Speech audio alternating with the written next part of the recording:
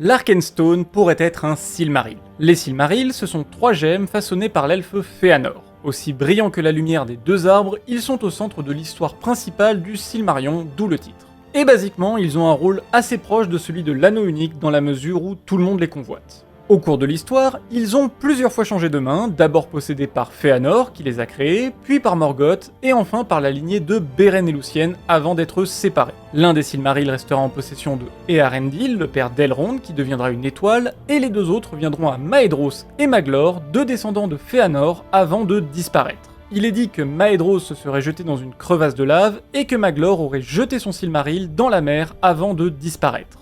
Et pour le coup, c'est le Silmaril de Maedhros qui nous intéresse. Car s'il se trouve dans le cœur de la Terre, ça pourrait coller avec l'Arkenstone, ce qui explique pourquoi les nains en sont obsédés. C'est une des théories les plus connues de l'univers de Tolkien, et encore aujourd'hui elle fait débat, car pour certains ça ne colle pas, puisqu'il est dit qu'après avoir découvert l'Arkenstone, les nains l'ont taillé pour lui donner sa forme, alors que les Silmarils sont supposés être indestructibles et parfaits de base. Mais pour d'autres, on peut juste mettre ça sur plusieurs siècles passés dans la lave, et les nains n'ont jamais voulu détruire l'Arkenstone.